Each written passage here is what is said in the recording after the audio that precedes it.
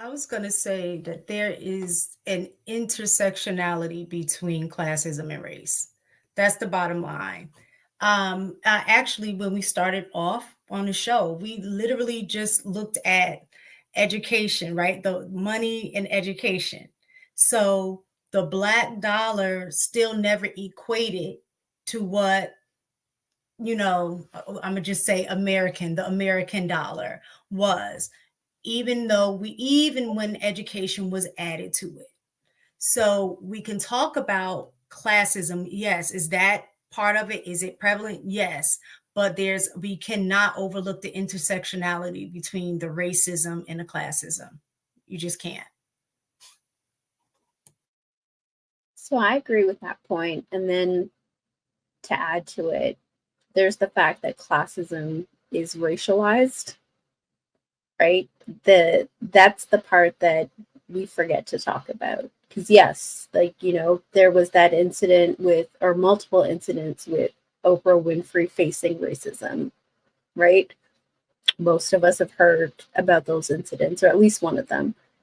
But when it comes to classism and the way that like that intersectionality works is that when you are poor, you are treated similarly to Black people across all classes, right? I'm not saying it's exactly the same because that would be really ignorant, and I want to make sure that that's clear.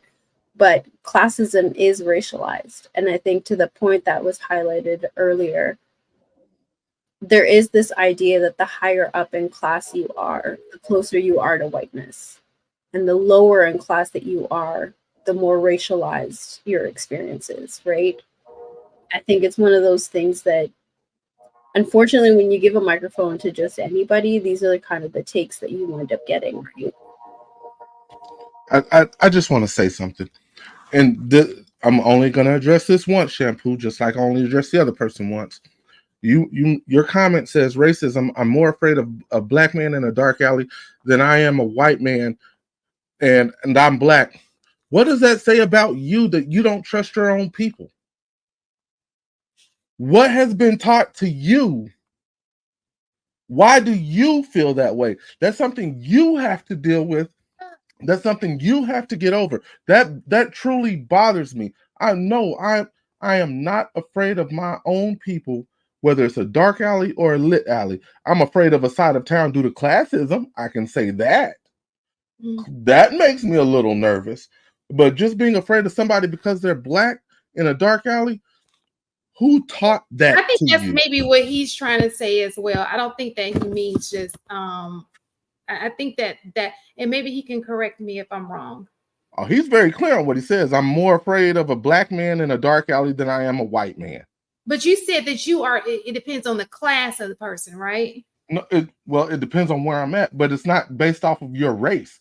If I'm in the hood and it's a dark alley, I don't care if you're white or black. I'm not going to go down that alley looking for you. If we're in a decent neighborhood, I don't care if you're black or white. I'm not. You don't make me nervous. Like this dude specifically stated that if you're black in a dark alley, I'm afraid. If you're black in a rich white neighborhood, you should be afraid too. So my question, ooh, that's a good point. So, I'm just saying. I have a question. So why do you think that there's such a big difference as it relates to our race?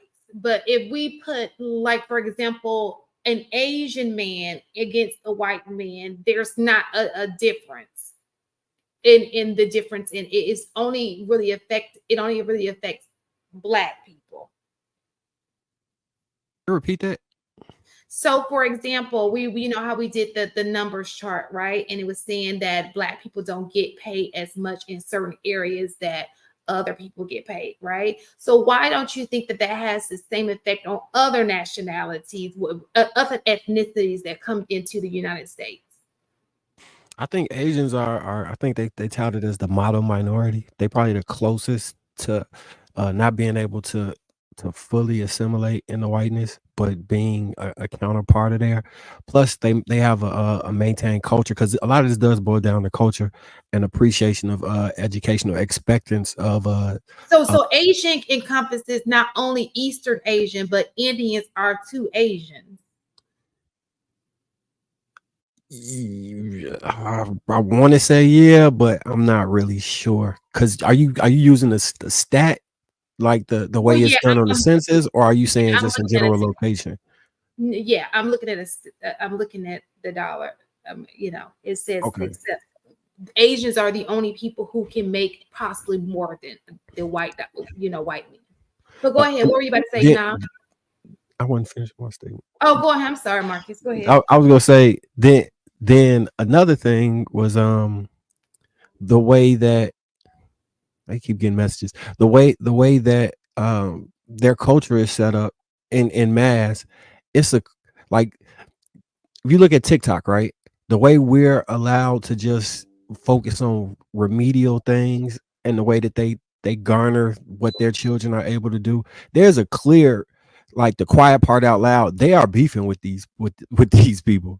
So I think through Black people's position or status, we don't really view it the same way, where it's a competition the way that they do. Like they're vying for that number one spot for real with what is it, a geographical location as a home base that's helping institute those things.